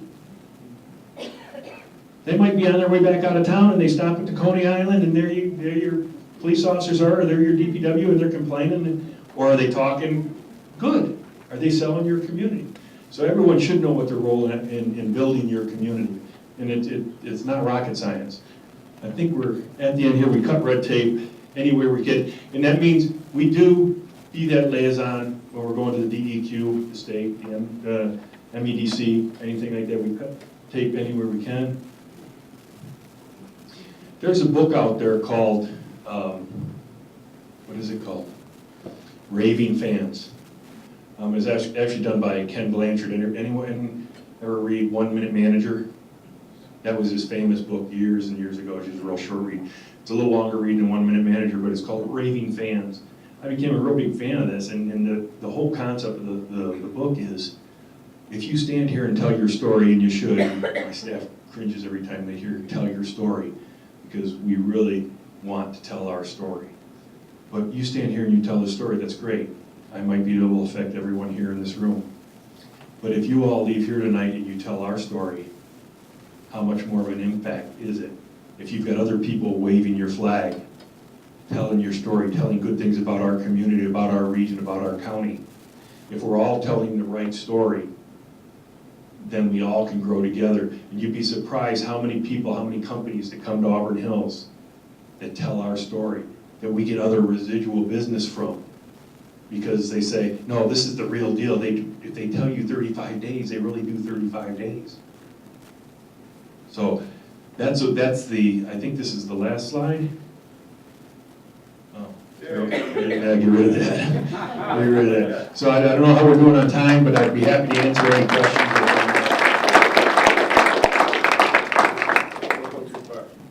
Council. It's just a real quick comment. As a city council member, or if you're a legislator, get your legislator, having a good planning commission is the key. Many years ago, I'm finishing 18 years, we had the city council go through everything. We have experts on our planning commission that were put there, and boy, we double check, but we know they check. Having a great planning commission can save the elected officials a lot of their headaches. And they can absorb a lot of that political stuff that we're talking about over here, the political stuff. If you have a good planning commission and you have the public go to the planning commission, they can absorb that and take away some of that political flack. So, a couple of cautionary tales for you, right? Real life experience stuff. So you've heard me brag about Orion Township before, right? A lot of the concepts that, you know, when I came to the team and started talking to Dan and Brett about, and Brooks, we want to do this one-stop ready, want to get it going. Brooks said, well, why do you want to do that? I said, well, when you hired me, you said, do whatever you did in Oregon. 52 businesses in 2010, this is what we did, right? This is why Pete and I used to have beers. It was kind of a little friendly competition between him and I. And we did everything he's talking about. We did it's not going to fit here. He used to joke Orion's the suburb of Auburn Hills, you know. So One of our favorite suburbs. yeah, so, but those days, I was there. I was there when you had 3 people in the room, and I remember saying those words to them. We love your comments. They're very insightful. But we represent 35,000 residents in this community and a taxable base of this much. And while your comments are very impassionate, they don't apply to the direction that we're taking the community. Those people hated me. So I lost 3 votes. Leadership is a hard thing. It's a really hard thing. And here's the cautionary tale. So in Orion Township, where we had all this great system going, now nobody tell Chris Barnett this, the current supervisor, because he'll get mad at me telling tales, but they have just recently approved a Sonic restaurant at Baldwin and I-75. Now who remembers the Taco Bell story that I usually tell? Same place, right? All right. That's when I gave the can'ts and won'ts speech. We were a community that is, I call it leading in the land of can'ts and won'ts, right? Pete, you're familiar with that, right? So right next door, Sonic wanted to go next to the Taco Bell. It's a good spot for it, Baldwin and I-75, right? All those same story arguments I told you why we killed ourselves to get the Taco Bell approved over the Planning Commission and the ZBA and the 20, 25-foot trees, that great story. So I went to help with the Sonic a couple months ago. And I thought, well, I don't know why I have to help here, but the property owner called me and said, Matt, they're just kind of back to the games again. Do you mind tagging along to this meeting? So I tagged along, and right in front of me, they tabled the matter for 30 days for no reason at all. And so after the meeting, I thought, did you guys do that just to spite me or something? Was this an insult to Matt Gibb? And they said, no, we just weren't prepared to deal with the public that was there because we didn't know the answer to the questions that they were raising. Because the neighbor had filed their own appeal of the Planning Commission. So I've told the story at a different session. The end of the story is, I found out just the other day, I thought that this project had only been in the hopper maybe 4 months, 5 months. No, 14 months. All right? So, the great cautionary tale of this is leadership sucks. They can come to my district. Yeah, they can come to your district. Huh? And the reason it does is because this stuff can go away as fast as you can implement. So just because you create the culture in your community, Jack, what you're doing in Oxford is phenomenal. We went out to visit Jack the other day. He's got this list, all the stuff they're changing. They got lines crossed through it. The developers that were in the meeting were blown away with it. They really were. We heard follow-up afterwards. They're just blown away with the activity that they're doing in Oxford to transform themselves into this type of community. But I'll caution you, Jack, if you go away with your passion, is the leadership there to be able to carry it on. And the reason it's tough is, Pete, it didn't happen overnight in your community, and you know that. Councilman, it took a lot of years to get you to this system now where it is a system in Auburn Hills. At first, it takes a lot of leadership, and it's not easy. It's not easy to look at your staff and insist upon that if they came to the meeting and they don't engage and substantively offer something to the project, it's your job as a leader to call them out of that. Now, don't do it in front of the developer. Don't do it in front of other staff. Maybe sometimes in front of other staff. You got 3 of them that are being blockhead, maybe you do. But that's your choice as a leader, but that's the tough stuff on this. It's one thing to hold the pre-app meeting and invite them in and, yeah, we have pre-apps, these are great. But if half of your staff is sitting there not participating and engaging in the substantive work that's necessary to do what Pete's talking about, it is a waste of everybody's time. It's all in. Everyone has to. Everybody has to be engaged. So when I pick on the fire chief, I said, when I pick on the fire chief in Orion, Jeff Key's a phenomenal guy, just recently retired, phenomenal guy. But for the first 3 or 4 meetings, Jeff refused to participate until I finally took a motion on the agenda to the Board of Trustees that I wanted to fire the fire chief that had been in Orion for 30 plus years. And I was dead serious. And he came to me, he said, why is this on the agenda? And I'm going to sue you. And I said, sue us all you want, but you don't open your damn mouth in a pre-app again. I'm going through with it. I could care less. Leadership is tough in these settings. Sometimes you have to get to that level of insisting that you are going to be a different type of community. And if that means threatening to fire the fire chief, then you threaten to fire the fire chief. You do it any way that you can to change the mentality so that when they come to the table, even begrudgingly, they engage and they participate. And then finally Jeff Key says, fine, move the fire thing over here. Michelle.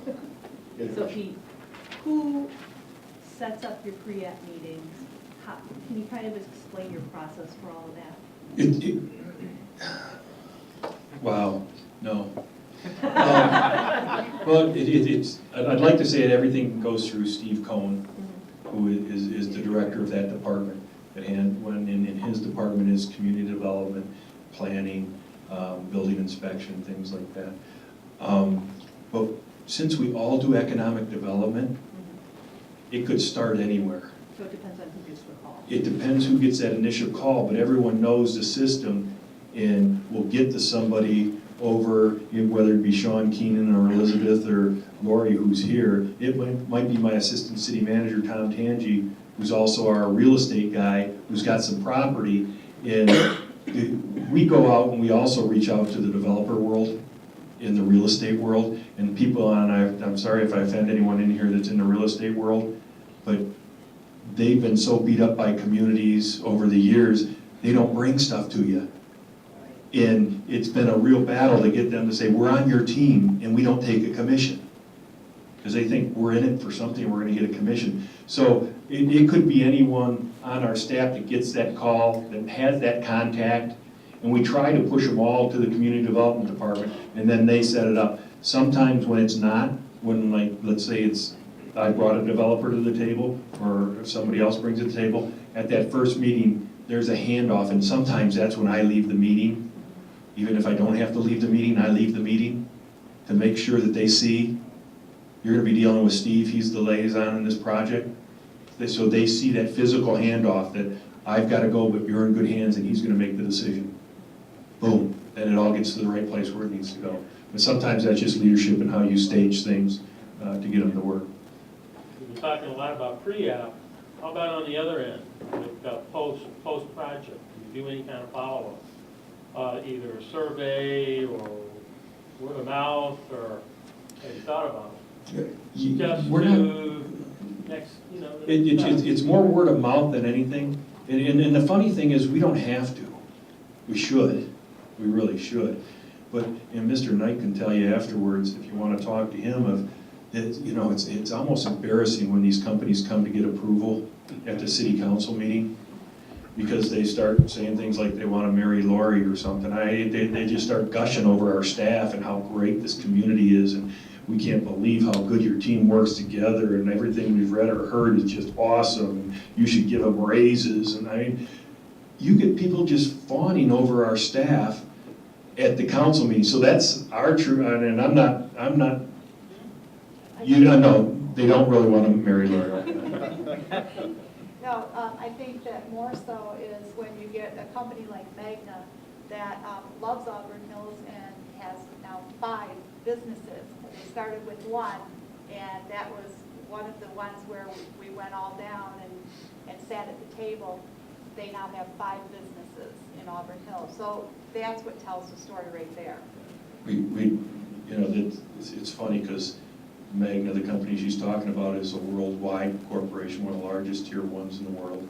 They're very well funded, and I got a call from Frank Irvin, and he says, we've got one of our subsidiaries and they're moving in the United States from a different country, and they're looking at 3 communities.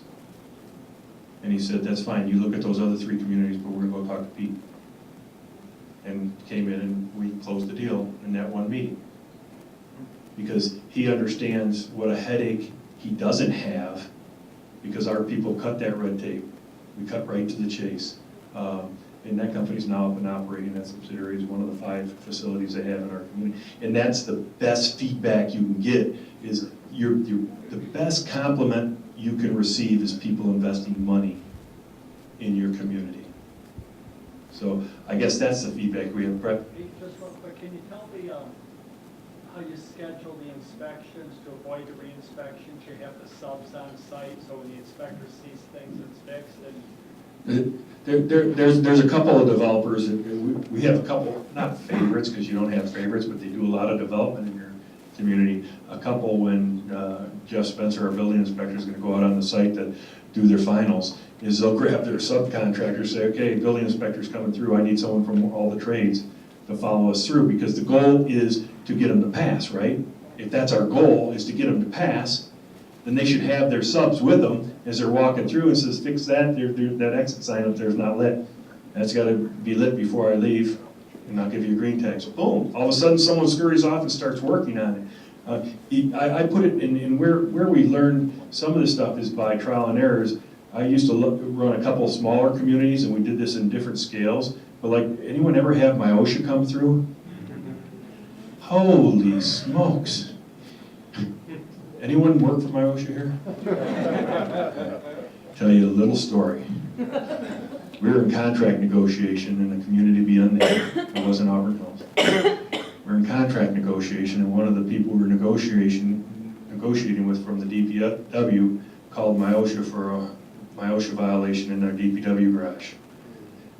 Well, sometimes it's not who you know, it's not what you know, it's who you know. And I got a little birdie call me and said, my OSHA's coming down first thing in the morning, and they're gonna find something. Okay? I called my DPW director, actually woke him up. I said, get to work early, take 2 light plugs off. Took the first 2 light plugs off in the building. My OSHA came through and said, that's a violation. There's another one right there. He went and got the covers, put them back on. My OSHA said, okay, thank you. He got the rightness report. He found 2 things wrong. So, you know, it's all in your mindset. And I hate to go off course, but it's all in your attitude too. You know, how many people say, I have to go to an economic development meeting? You know, I mean, there's days I go to 8 meetings in a day, 10 meetings in a day. I go to too many meetings. But if I go into those meetings, each meeting saying, I have to go to another meeting, that carries through in your personality and your persona. I try to always tell myself, all right, I get to go to another meeting. And if you put yourself in that mindset and a positive attitude, you wouldn't believe how that rubs off not only on staff, but also the people you're trying to attract. That, hey, we're fortunate enough that we're still growing. Cool. Thanks, Pete. All right, so a couple things. Another question for Pete. Sure, There's one no more doubt question for Pete. Auburn Hills has been booming in the last few years. Would you say because of I-75, you have the main thoroughfare there, you know, the big companies like Magna, the Mall, compared to Waterford, where we just have Telegraph and Dixie? The man says Reader's Digest version, he's gonna go to the bar. And I didn't even pay him to say that.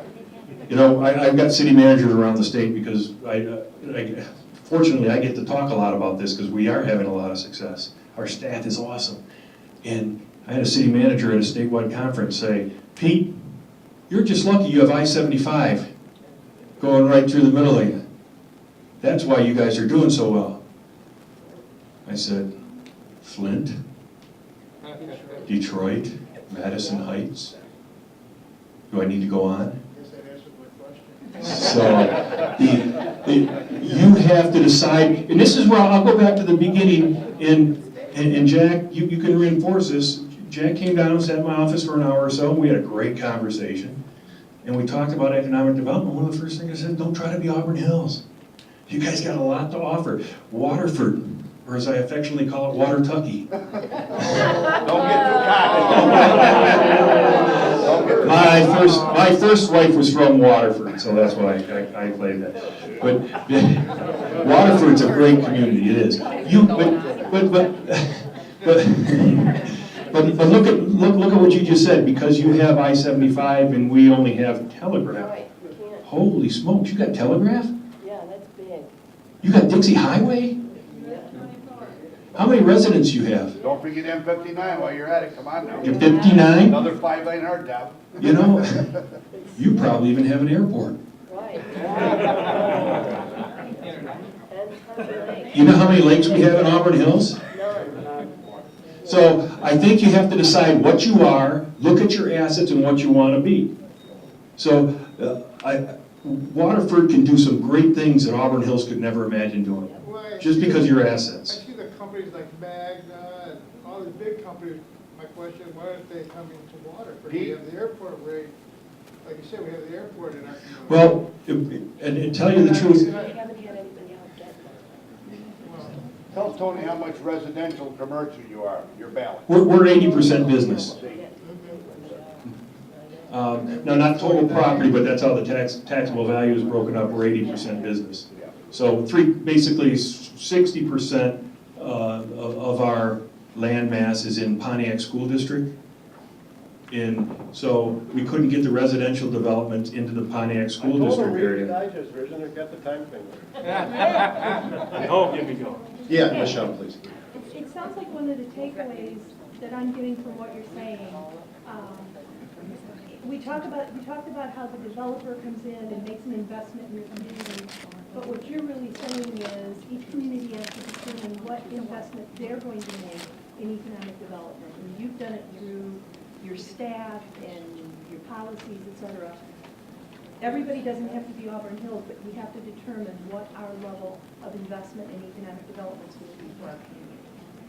Well, I would say it's a little bit different, and I'll switch gears a little bit. I know we're getting into Matt's bar time now. It's economic development is just not getting new companies, it's developing what's already in your city. Classic example we had in Dog when we're in a subdivision. Okay? Her business was growing a little bit, and some of the neighbors were complaining, but nowadays you don't handle neighbor disputes between neighbor and neighbor. You get a call to the police department, too many cars in here, this lady's running a business out of here. So what do? We're very good at going into the community and giving a lady a ticket. Cease and desist. You can't run a business here. Well, we don't do that anymore. We say, wow, you're running a business. It's being successful. It's really not zoned here. How much space do you need? You talked to Lori Renault about this. This is a true story. We moved her. Now we have a problem. She's moved. She put on 3 more people, 3 more staff that are paying taxes. Okay? It's a draw to a location. She's outgrown that building. Now we got to find her another building. So economic development is not only going after the big businesses. Don't run mom and pop out who are doing a cake business and they have a commercial van parked in your residential area. Find them and help them get to a place where they can do business that goes by your rules. So, great segue, perfect segue. And to answer your question from my perspective, Tony, when I first sat down with your wonderful Chamber of Commerce director, first got to know her, I asked, well, what's Waterford? She says, well, we've just done this study, and our tagline is, we're the best neighborhood in Oakland County. Isn't that something like that?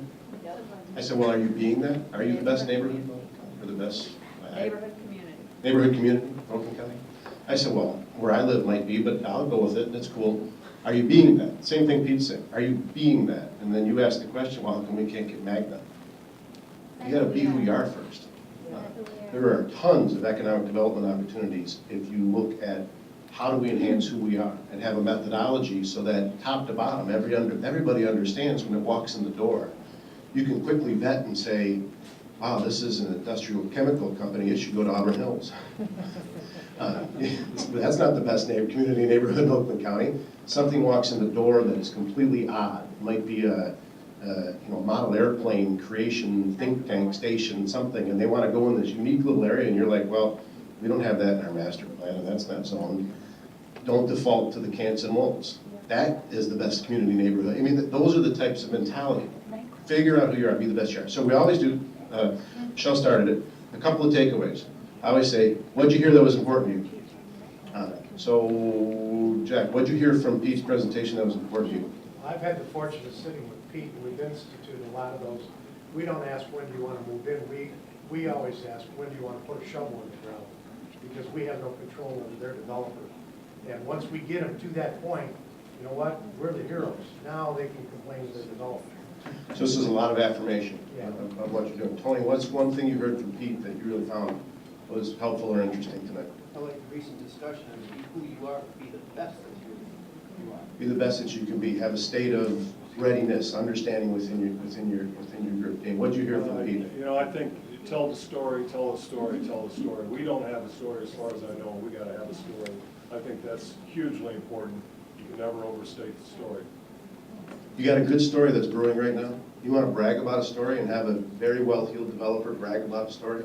When they finish the waste transfer station, you brag about that story. You know what? That's the story. They don't know what happened today. Well, you got to brag the story. Let me tell you what happened today, you guys. Oh, here we go. Yeah, I'll try to make it really short and sweet. 2 weeks ago today, Rizzo Environmental Services, who you heard about already, met with Oakland County Commissioners for the planning and Planning building development. Yeah. And Planning and Development said, have you brought this to Pontiac City Council yet? And they said, no, they haven't. It came through the EM during his time. Well, the EM has been gone since August 19th. So they said, we're not going to move on it. We're going to table it for 2 weeks. You need to contact your council persons. I got a phone call on Thursday that says, Mary, it's Dennis Cohen. I know we've not gotten along before, but I'm bringing something back into the community. It's coming to your district. Are you available for lunch? I had lunch with Rizzo Environmental Services and their staff on Friday. They took me for a tour of the Fierro plant and what it was that they were planning to do. I talked to my colleagues and a CDC president, because that council person was unavailable to be there. All toured, except for 2, toured the site. We were all in agreement. We want environmental services from Rizzo to come in to do a waste transfer and recycling. When I sat at the table, I looked at him and I said, there's one thing I'm going to ask you about. We have a recycle center, a trailer down at City Hall, but it's full by the time noon comes on Saturday. It's only there 1 day a week. They said, we'll give you on-site recycling available at no charge. We said, thank you, we'll take it. We went today to the economic development and the planning with the county. They voted on it.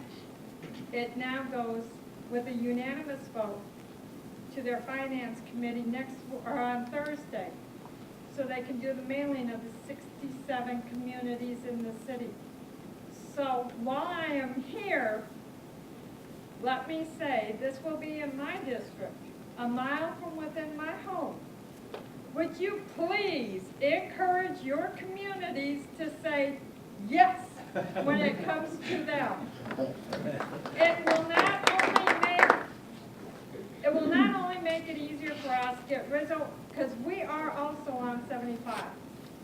They have been understanding and they're very agreeable to the roads they'll take to travel up. Nothing unfamiliar to heavy trucking. Baldwin to I-95, 2.3 miles north and out of the county.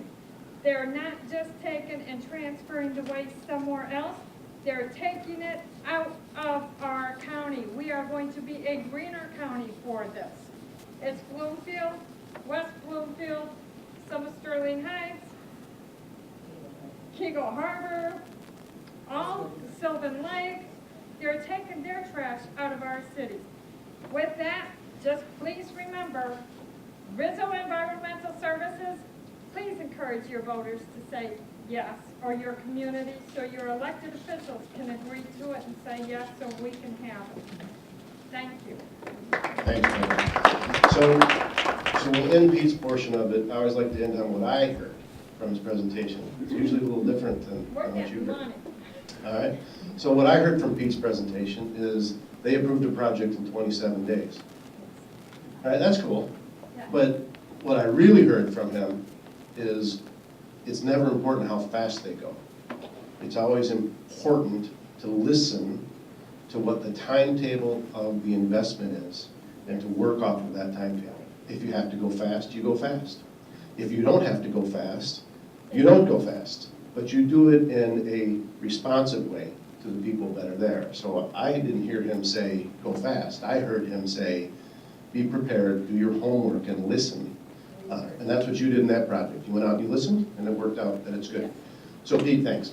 We're going to wrap up with just some directional stuff now, all right? So, like I said earlier, this is the last time that we'll gather completely together until a time in the future. We don't know when that time is. We're going to set it. Remember we said at the beginning of this that this wasn't about us telling you what to do, about you learning some ideas, implementing it in your own way. But there are some requirements that if you want to have that wonderful marketing stamp of one-stop ready, and then promoted like crazy by yourselves and your fellow one-stop ready communities, and certainly us, you got to do a few things. We wanted you to hear about the pre-app meetings because if you're not doing pre-app meetings that are engaged and collaborative, then we're never going to call you one-stop ready. You have to do something like that. And you can't just have where you sit in the room on it. You've got to have some type of internet capacity. Make it your own. Everybody has a different level of technology. But you have to have some ability to have accessibility to your forms, your process, your contacts, those types of things. It doesn't have to be like the healthcare gov site, but maybe work a little better than that. You have to have some mechanism to track projects. So when we come out and meet with you and the liaisons are talking and we pop into a meeting, or you might see my face come into a planning commission meeting, or I hear that there's a pre-app, Danny and I might just run out there and we're just gonna sit in, what the heck. Auburn Hills will kick us out, but you guys will invite us in, it'll be fine. We're gonna be looking and talking, well, how are you tracking the projects? How'd you get back to that one? I'm gonna go talk to my good friend Chris Barnett later this week and say, Chrissy, what happened? How did Sonic take 14 months? Just to get some help and collaboration. So we're gonna insist that you have some system to really track projects, to be responsive to things. We're gonna have an insistence that you take some modicum of business input at some point in your lives. You either meet periodically, or you utilize your chamber, or you have put a sign on the coffee shop that says every Friday I'll talk to anybody who wants to talk to me, whatever it is. Just have some mechanism that you're gathering input from the businesses, both good and bad. Anyway, you're gonna have some process. And we're gonna have you strive for base permitting in a responsive way. So Pete talked today about they strive for approval, one inspection. They have a system. Might not be a system that works for you. Do you have a different process, a different dynamic? Theirs is more, business, industrial, manufacturing. Yours might be more residential, so your permitting might be a different process. You might contract it out. You might have timing things. But we want you to strive like Troy's doing right now. Troy is striving to have permits in less than 2 weeks on it, and they've contracted that service out, and they're actually meeting that. There's a way you can define those metrics. And so we're going to be looking at you and saying, well, you're working on your permits, and you say, well, geez, man, how better can it get? We do them in 6 days, and we haven't had one have a reinspection in 4 months, and we're gonna be like, where's the sign, baby, one stop ready? As long as you're working towards these 5 things. Now, other ideas that you've gathered from these workshops or from other places, we want you to be working on those things. It's not going to be an insistence. Remember, we talked about this program being not a thing where you're redefining your master plan and you're doing public charrettes and all of those types of things. Right now, this is it. Have pre-apps. Get your stuff online so people can find you. Make sure that you don't, as Joe put, don't let anything slip through the cracks. Have a project tracker. Talk to your businesses. Listen to them. Listen, listen, listen, listen, listen. They are your best source of ideas. Someone that tells you, if you guys could just change this, you could really make a difference in the way that you do economic development around here. Listen to that. Those are people who want to write checks to you. And make sure you're striving towards responsive permit process. That's it. This is the program. At some point next year, there's going to be communities just like you listening to these same types of things, all rolling their eyes at me saying, God, it's 8:15 already, would you shut up? They're going to be sitting here. We're going to be inviting you to participate again, if you want to. You're more than welcome. We really want to invite those in your community that didn't come to these sessions. And you know who they are. They're good people. They're well-intentioned. They do great work in your community. But they need to hear some of this too. We want you to be advocates back in your community. Take it back. I didn't say it, you said it, Jack. You said curmudgeons. I call them curmudgeons. They are. They're good people, but why do I gotta listen to that? We want you to be advocates for this. Because if you're an advocate for this type of leadership, you would be surprised at the groundswell that you'll create in your community amongst your fellow electeds and appointed. The great thing about doing, and what Pete didn't really touch on, is your staff, when they're empowered to do this type of stuff, and then they hear, Lori will confirm this for me, they hear the kudos and the congratulations, and man, that community really rock and rolled, and I can't believe they turned that around so fast for me. And when your staff hears that, and they know that they did it, they don't ever hear that stuff. So when they start to hear that, it's kind of like a kid that tries the milkshake for the first time. It's like, man, that was good. I want another milkshake. And you will be surprised that when you empower your staff, you give them the responsibility of making these decisions, moving things forward, and then people brag about them, and they're at these, inspector meetings and all these things, and they hear, all of a sudden they hear randomly that, oh man, we were in this community and they killed it, man. Our permits got turned around right away. We couldn't even get our stuff in on time. The inspectors were so polite. They put us through the ringer, but they did it quick and efficiently, and everything was done. They go back feeling pretty proud of themselves. And guess what? They want to do it again, because they like to hear that. We all like to get complimented, right? Every once in a while. Your staff's no different. So you'll see the groundswell happen within your staff as you're going forward, but this is the program. So next year as we're going forward, we want you to participate again in these if you'd like to. The other communities will be going through the same types of charrettes. They might be different people. So Al Karalik might not be our developer's perspective person. We might get somebody different to do it. So it might be different. So you're more than welcome to do it. The next step of it is, I should probably change the slide, right, Brett? So here's what we're going to do next. So the liaisons in your communities are going to meet with us on November 21st. There's no reason, if you're not a liaison, to come to that meeting, because that is really a nuts and bolts. Let's get our work going as liaisons. Our liaisons, your liaisons, to make sure that everybody's on board with what we're going to have to do to communicate the things with the tactics, that kind of stuff. So we're going to advance those 5 best practices. Your role, while we're doing that, is this second block. Go back and implement. All of your communities are already implementing. And you have been since the beginning. And I think it's just to prove that we didn't need this program anyway, because we're already doing this. But I know all of us, myself included, have learned something as we've gathered together at these things. We've learned about what is important, how to present it, how to collaborate, how to bring things in, and we've learned different tactics, right, Tim? And best practices.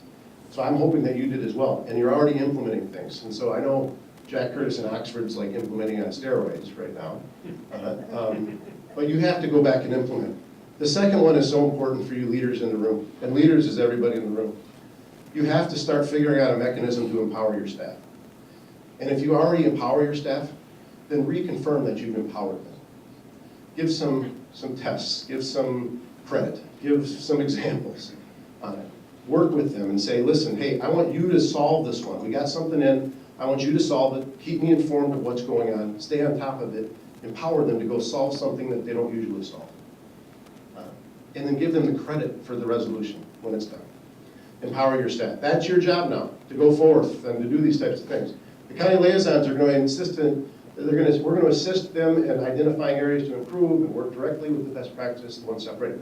So this is the stage where we don't have to listen to each other so much, but we're going to be in amongst you. So our staff is going to start coming out, and we're going to be checking your toolbox.